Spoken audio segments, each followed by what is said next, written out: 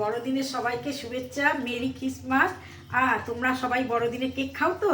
যারা যারা কেক খাও কমেন্টে জানাবে।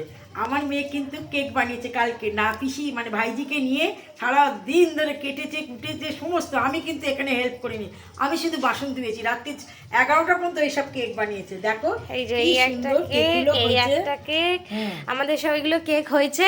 আমরা আসলে প্রত্যেক বছর কেক বানানোর চেষ্টা করি, কিন্তু অতটা ভালো হয় না। এবারে কেক খুব ভালো হয়েছে। হ্যাঁ, খুব ভীষণ ভালো। এই যে আমার মা সাইড থেকে একটু খেয়েও নিয়েছে। আমি এসে একটু ভেঙে গালে দিয়ে দেখলাম। আমি বলেছিলাম যে কালকে খাবে না, মানে কালকে রাত্রিবেলাই হয়ে গেছে। চমকে দিইনি একটু না, বেভার একদম।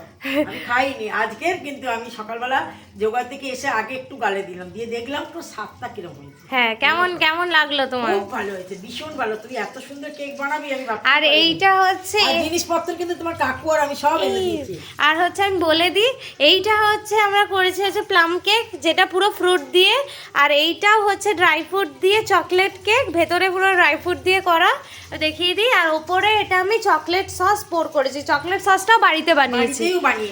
হ্যাঁ, এইগুলো কিভাবে সব কি করে করেছি তোমাদেরকে রেসিপিটা কমেন্টে দিয়ে দেব, তোমরা কমেন্ট থেকে দেখে তোমরাও বানাতে পারবে। আমরা আমাদের 4-5 জনের পরিমাণ অনুযায়ী বানিয়েছি, তো তোমরাও বানাতে পারবে। তোমরা অবশ্যই কমেন্টে জানিও তোমরা ক্রিসমাস কেমন কাটাচ্ছ।